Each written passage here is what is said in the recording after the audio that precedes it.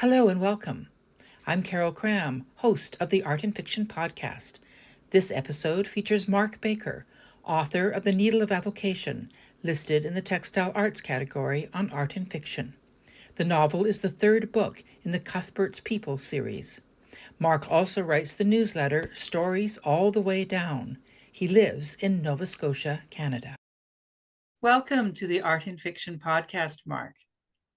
Thank you very much. I'm really glad to be here. Well, I really enjoyed The Needle of Avocation. It's the third book in your Cuthbert series. So tell us a little bit about the genesis of both the series and the place that this book plays in it. Sure. Going right back to Wistful and the Good, the first book in the series, that was like 15 years writing that. And it started out as being about this Norse trader who lands in a small village on the Northumbria coast a month after the great Viking raid on Lindisfarne. Right. It was the 9/11 of the Anglo-Saxon world, and it was like 9/11 that got me thinking about that. It's like, okay, what's going to happen to this guy if he lands on this? But he was like kind of good-hearted, self-righteous, loyal. He was a good guy. He wasn't very interesting. And I invented what I call the it girl of the 8th century, Ellsworth, as a foil. And she was beautiful and accomplished and flighty and, always dreaming of distant lands. And at a certain point after like 6 revisions of Leif's story didn't work. Yes. Ellsworth came along and said, hey, how about me? How about you make it about me? Because, characters talk to you after a while. Yes, they do. And so I rewrote it as Ellsworth's story, and that worked. Then stuff really started to be interesting about her situation because she was about to be married to the local alderman, or alderman's son. In Anglo-Saxon nobility, your sort of basic soldier is the thane.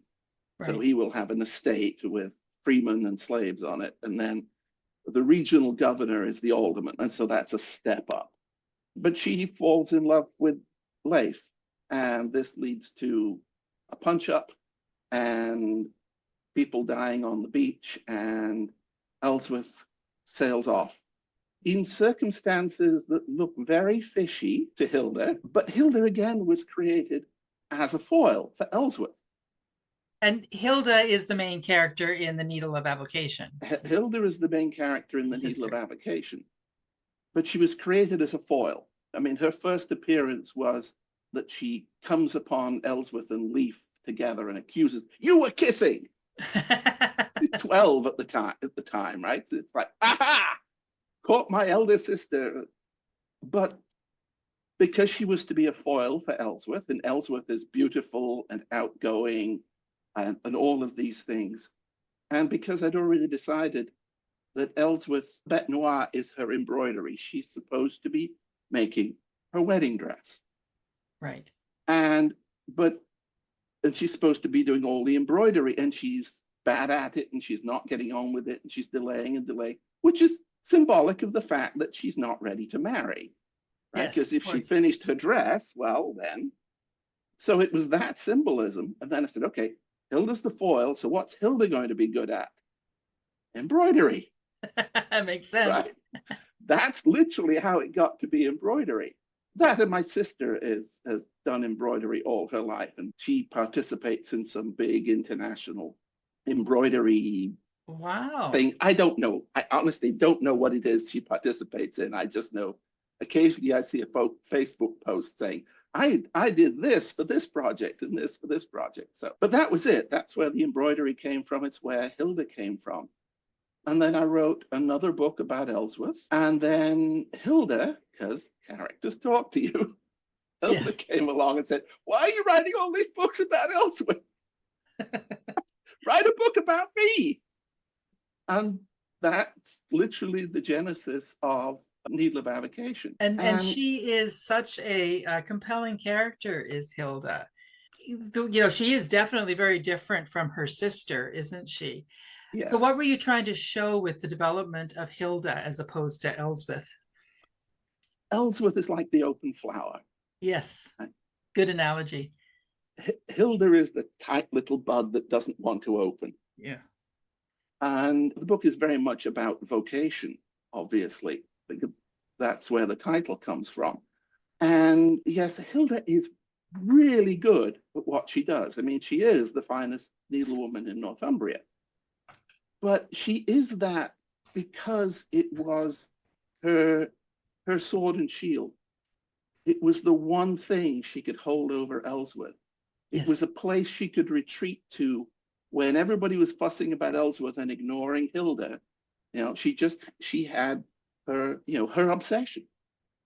And the obsession blossoms into something rich and wonderful, but it's still a shield, it's a Yes. refuge. Good point. Yeah. And that's the conundrum, the dilemma. It's the thing that makes her interesting to me as a character, because that's where she's comfortable. But she's all by herself in that little enclave where she produces wonders. But what happens if the world tries to draw her out? Yes.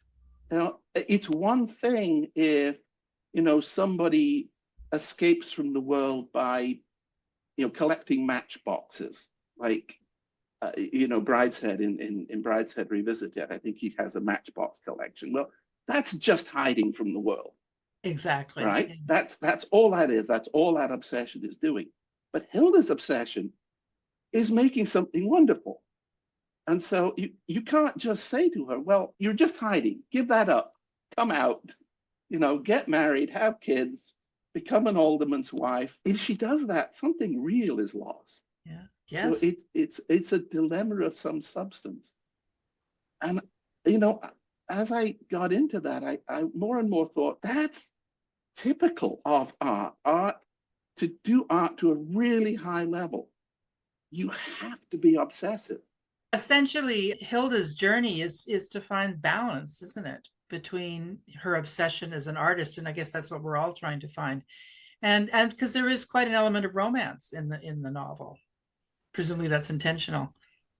Yes, well, because that's the other temptation. There's a line that Mother Winfled, the abbess, Yes. has. She says, all wickedness is simply one love that eats all the other loves. Oh. And I thought, that's one of those lines, how sometimes you're not even thinking about it, you're just typing away and you write the perfect line. Yeah. And you look, oh, Ooh, that how'd I was do good. that? Did I just do that? Wish it happened all the time, but yeah, Yes, every so exactly. often. That's what keeps And us working. exactly, yeah. So I wrote that and I realized, wait a minute, that's true of like everybody in the novel. That's true of in one way or another. Yes. Because, Edith, her mother, is desperately trying to raise the money to free her other family members from slavery, because Edith was born a slave and she seduced Ator, the lord of the manor, Hilda's father. And ever since, she's been trying to find a way to raise money to get her others. And what she's after is the mourning gift of an alderman's wife, Yes. because that was how it worked in the Anglo-Saxon period. When a woman married, the husband would give her a mourning gift, which is a piece of her own property that was sort of the surety for herself and for her children. If he decided to put her aside, or if he died, that was hers. It's almost like getting your divorce settlement on the day that you marry. Yeah. But she's after this money, right? This is the only way she can get that money. And she's essentially, in The Wistful and the Good, she's essentially pimping out Ellsworth Yes. to the alderman's son to get that. Yeah. And then in this book, she's trying to do it again to Hilda. But while Ellsworth in the first book has just gone, oh, sure, mother, no problem. That sounds like a great idea. Hilda's much more thoughtful about Yes. this and goes, no. Well, she wants to go to a convent, doesn't she, at Yeah, some point in the novel? Yes. yeah, she does. I mean, this is, if you're a woman in Anglo-Saxon England who isn't going to marry, then convent is where you go. It is where you go if you're widowed, if you're abused. St. Agnes and the Selkie deals a great deal with this. With like it's the home for everybody whose avocation isn't marriage. This is where you go, as it would be for men. If your avocation wasn't marriage as a man, you could probably make bachelorhood work, kinda, probably as sort of a household soldier. But other than that, it would be a monastery. Yes. So yeah, this is, it's not that she's entertaining any great religious conviction, it's not a religious avocation, but it would let her take her avocation to art and spend her life on it. Yes, she wants to do that so she can embroider all the time. Exactly. Yeah. Exactly. And it becomes another refuge for her. Yes, exactly. And it's interesting her struggle in order to to figure out, does she really want to do that, which is really at the core of the book, isn't it? Her journey was great. I really enjoyed reading the novel for that. And so what was it about this period, Anglo-Saxon England, that has now fascinated you? 3 books and another one coming, I believe. So why that period? In part, my mother was born in County Durham. I've, stood before Cuthbert's tomb in Durham Cathedral many times. Visited Linda several times. And I know I like those liminal places, the village on the edge. I mean, I'm living in a small town in Nova Scotia, right? Yeah. It's exactly this kind of, those places and the people of those places fascinate me. And so I was already, very much aware of Lindisfarne, very much interested in, well, it's art. I mean, the Lindisfarne Gospels and what have you. And then, so when 9/11 happened, and I'm like, oh, that's interesting. All these people who've been just living ordinary lives in the West, just minding a shop and what have you, and suddenly they are the enemy among us. What's that like? And I'm a great believer that if you want to examine a contemporary issue like that, it's better to take it way into the past. Yes. Any current issue, everybody's taken a side. Yeah. And so your book, if it doesn't take a side, then both sets of people throw stones through your window, right? You can't win. Exactly. So, but if you go back, well, who's supposed to be on the side of Vikings versus Anglo-Saxons? Most of them on the side of the Vikings, frankly, which is quite disturbing. If you think about it. But that is the point, that you take it back far enough. And now you can look at the issue without the modern passions clouding it. And you could start to ask those same questions. And, and as I said, Leif is like the good guy, right? He's the innocent in all of that. Well, and so is Hilda, really. I mean, Hilda she's not there of her own volition. She's being pushed along, and she has this opportunity to say no. I mean, this was part of Anglo-Saxon law as well. Yeah, which was interesting. Yeah, a woman could, the Norman conquest changed the status of women. Yeah. In England, things were better for women prior to that, were they not? Yes. Oh, yes. Well, I mean, the whole business of the morning gift. The right to refuse, all of that. So she can refuse. She can say no. But so much falls apart if she does. Yes. And so, she is very reluctantly going with the flow. And then things start to happen, both good and bad. I mean, her prospective mother-in-law is trying to bully her out of marrying her son. But she's also meeting new friends in Clennis, and then Anfeld turns up, and she actually likes him. And he likes her, which she really can't get her head around. Because she's not used to any man having any eyes for anybody but Ellsworth. Yes. The idea that anybody would notice her for anything other than her embroidery is just totally foreign.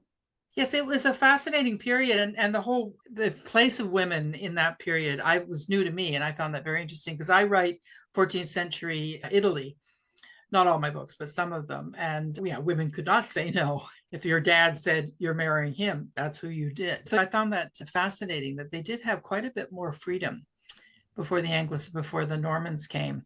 They just wrecked everything, didn't they? Well, I mean, this is one of the things I'm kind of passionate about in historical fiction. When we say freedom, we have to understand what it meant. Yes. Because it wasn't individualism. No. Individualism is death. Yeah. What we think of as, individual liberty would have been exile. You have to belong. Yes, it was about community, which has actually been the same throughout most of history. Exactly. And that's why I think we're having problems now, because we've kind of lost that, haven't we? We have. People have become, not only today is it like, okay, you can go out and be completely independent. You need a money economy where you can work for money, or you buy stuff for money, and there's a police force to look after your safety. So you can go off and you can live an individual life, right, without danger to your health and welfare. What it does to your psyche is another question, but you can do that. So I wanted to just circle back a little bit to embroidery again, just briefly, because in your research, did you discover that embroidery played a major role in that period, in the clothing of that period? Or is there even much to research from that? It's such a long time ago. Yeah, I think it was C.C. Humphreys, I think it was saying in your interview with him that the further back you go, the more leeway you get. Yes. And boy, you get a lot of leeway. When you start to go back to 800 or 700 yeah. ED. I mean, I have this wonderful book by John Blair called Building Anglo-Saxon England, because I was trying to figure out what does a hall look like? What does a fortification look like? And like, he has this great, big, thick, illustrated volume, the upshot of which is, we don't know. Yeah. We know what the foundations look like, or rather we can see like dark spots in the ground in a row, which we think are post holes. Where what was built on top of it, we don't know. And similarly with clothing, I mean, we don't have really any embroidery before the Bayeux Tapestry. That's French. That's true. But then the fact that actually was done in what, 1000 or whatever, shows you that they probably did have embroidery 300 years earlier. Yes, I mean, it's very reasonable supposition. And we can see embroidery in other places and embroidery further back. But I mean, this is like a really wet part of the world, and wood and cloth. I think I did read somewhere that they discovered a tiny piece of like 8th or 9th century cloth, and it's like, this big, and it's all moldy and black and stuff. But we really have no idea what they were doing. There's a theory that they would have had wall hangings, and I had some of that in the book. And then there's at least a theory that they were sort of hanging mud and wattle panels over that, because the posts would rot and the thing would fall down after a while. So you could actually take all the panels off, put in new posts, hang the panels back on. Yeah. That's one of the theories in Blair's book anyway. And then to insulate that, you would have wall hangings. And maybe they're tapestries, maybe they're just blankets. We don't know. And it makes sense that they would have had richly embroidered clothing, because that was how you demonstrated your wealth. Yes. Right? If you find these buried hoards and things like the Saxon Booth ship and all that, you get all these brooches and things. It's like, there's no bank, and you can't go out and buy a Ferrari. So if you want to say, hey, I'm a rich guy, you're wearing it. Yes. And so it is a reasonable supposition that richly embroidered clothing, like I describe in the book, would have been part of it. Can I prove it? Nope. But also it was women's work, and that's what women, a lot of, especially highborn women, would do embroidery. Yes.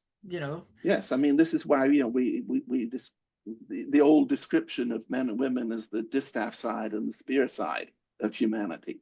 The distaff is for spinning.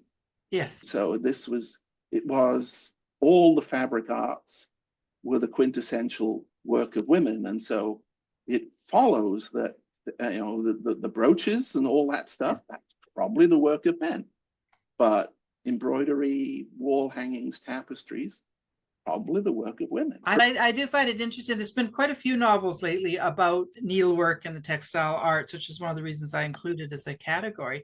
And it does tend to be women's work. And it is now finally coming into its own and being recognized as being just as amazing. And you bring that out in your book as well, how good she was. Is just as valid as the Sistine Chapel or with something like that. The fact that it was done by women has sort of kept it down. And it doesn't have the same permanence. No, and it doesn't have the same permanence for sure. But it was just as valid, and the skill and the artistry that went into it, just like the Bayeux Tapestry. Yes, which I just love that thing. I've seen it. There is also this aspect that we think of great art today as sort of the museum piece. Yes. And artists today, of course, are after show in the gallery. Yeah. Because art is art. Yeah. But so much of this, all the art, I think, of this time, even the illustrated manuscripts and everything, was much more integrated in the life. It was conspicuous consumption. It was, all these brooches and stuff had practical applications as well. It was practical. Yeah. It wasn't gallery art because there were no galleries. So that's really a 19th century thing in a way, because most art up for many, many hundreds of years was religious art. So it had a purpose. It had a purpose. It was it was teaching. Those great illustrated cathedrals, this was a teaching tool for an illiterate population. Exactly. Teach them the Gospels. So would you like to do a short reading from the Needle of Avocation? Sure, I could do that. The context here is that she has been trying to escape from all of the preparations and hide away and ply her needle, and people keep coming to her and asking her to do this and that. And so there was much to be done in preparation for the wedding of an alderman's son. And the week of events that preceded it, there were meals to prepare, guests to greet, expeditions to plan, decorations to create and hang. A bride in her glory could have found endless occupation. Ellsworth would have been everywhere and with everyone, and making herself generally beloved. Hilda wished only to avoid it all and find quiet places to ply her needle. With needle and thread, she could make order and grace and beauty. Though her subjects were of earth, yet on her cloth they attained the fixity and virtue of the stars. Her figures danced, and yet were ever still. No clumsiness, no vice, no drunken quarrels, no jealousy, no madness marred them. Among them was neither preeminence nor neglect. All were born in beauty and perfectly made, perfectly loved. No clumsiness or want of care could mar their making, and if her fingers slip or her eyes play false, so seldom nowadays, all imperfections could be picked out and made right. Her beasts, her men, her maidens were of Eden. This she knew, and in this her comfort lay. In the world, she could not pick out and make over the contradictions of her own nature, the defects of her form and character, which she knew to be the cause of her neglect and her discontent. But all that was as nothing while her needle was in her hand. Alas, she did not know peace long, and it was Moira once again who disturbed her. "What does she want this time?" Hilda asked without looking up when she heard her sister's footsteps approaching. "It's not Mother. It's Lady Kynberg who wants you this time. Apparently, it's my job to know where you are all the time." Did she say what she wanted? Hilda asked, resignedly tucking her needle into her cloth once more. "She wants you to come to her." All right, I'm coming. Thank you. Kynberg, Lady of Bamborough, mother of Anfeld, wife of Kenric, had a room reserved for herself, a room without the tools of any occupation, a room reserved entirely for her own leisure. No such place existed anywhere in Twyford, and Hilda, when she had first seen it years ago, had been agog with wonder and envy at it. It was hung with the richest tapestries, warmed by a small brazier, the smoke of which drifted up lazily to a concealed smoke hole in the roof. It was furnished not with benches, but with chairs, chairs with arms and backs, covered with cushions and soft furs. In addition to its windows, it was lit with lamps and candles, which gave quite enough light that, if she chose, she could work her needle all through the tedium of winter evenings. If there was anything in the prospect of marriage to Anfeld that appealed to her, it was that she might one day become mistress of this room. That's great. Thank you. Yeah, you really get a good sense of Hilda and also the importance of the needle to her. So one of my goals with the Art and Fiction podcast is to inspire other authors. So share with us one thing you've learned from writing your historical novels that you didn't know before. I think when I started, I spent all kinds of time trying to dream up plots. Mm-hmm. And the trouble when you do that, when you sort of working way plot, and then you say, okay, characters, now we've got a plot, let's go do it. And the characters sort of go along with this for a while, and then they go, no, did you not read what you wrote on page 5? You think I'm going to do that? And I came to learn that plot all comes out of character. Yes. And I call it the theory of the two loves. The character has two things that they love, and either those two things are incompatible from the start, or circumstances are going to lead them to a place where they are incompatible and where they have to choose. Yes. And really, everything that happens in Needle of Avocation is Hilda has these two passions. In a sense, she discovers another one along the way, but she does want to do right by her family. Yes. She also wants to dedicate her life to embroidery. And this prospect of marriage, and this is the reason why I have a scene very early on where Kynberg, her prospective mother-in-law, is going to say, look, you're the greatest needlewoman in Northumbria. You realize that as an alderman's wife, you'll have no time for that. I mean, she's trying to discourage her. But scenes like that just kind of start to come to you when you've got the right conflict, because all you're trying to do then is shepherd your character along. Yes. To the point where they have to go, is it this or is it the other thing? It's what James Scott Bell calls the mirror moment. It's like, yes, I know. I've read James Scott Bell. I like the mirror moment. That's that concept. Yes, very much.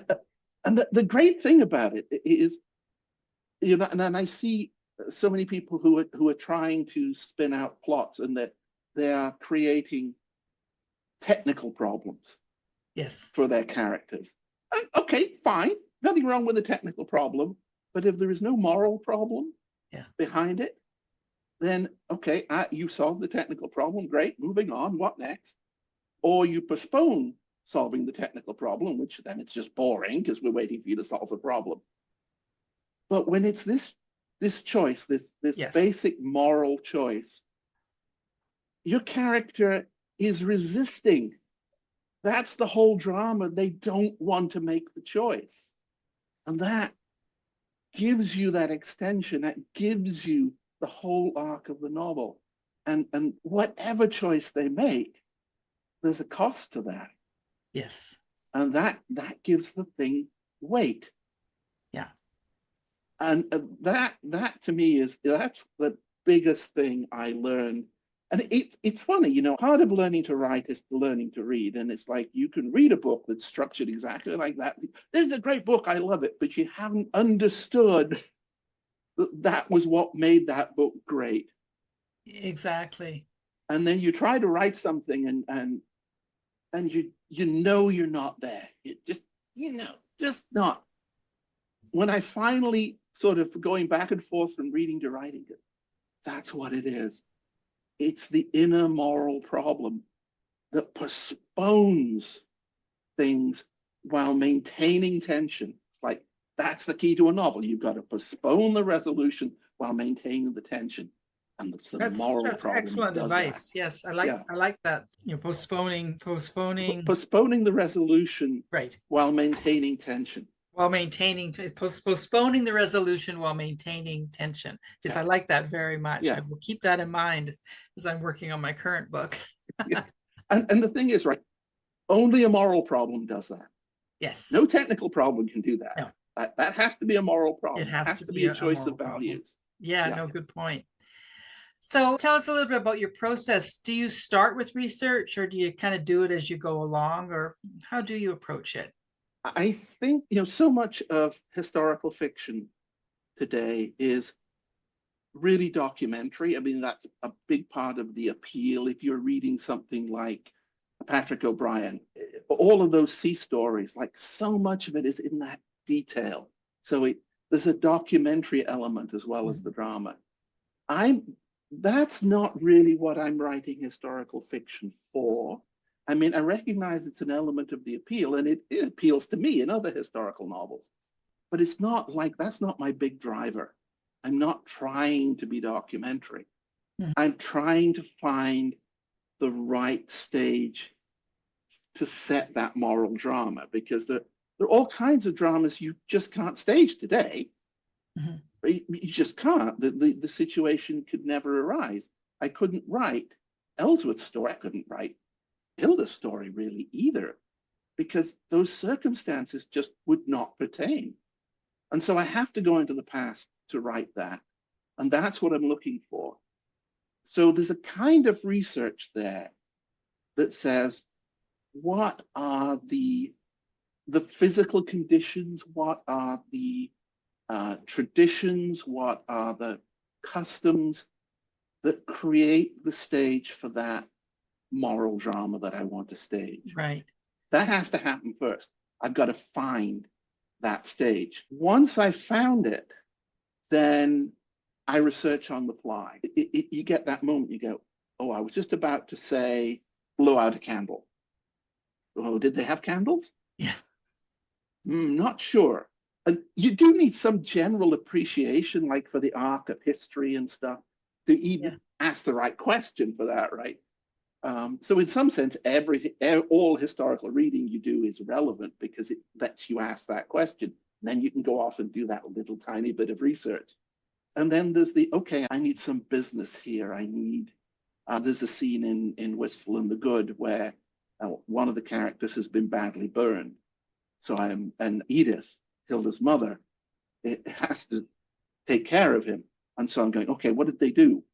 So you go back to Bald Leach book, which is the great medical text of the Anglo-Saxon world. And it's some plant boiled in a copper vessel or something, which turns out actually there's good medicine in that. Like, it actually makes sense. And the copper vessel makes sense. They would have had no idea why, but they knew it did. And there's a lot of stuff in Bald Leach book that actually works. So it's things like that where you need that bit of business. But I do that research on the fly. I fully understand the people who do it the other way, who will go and just immerse themselves.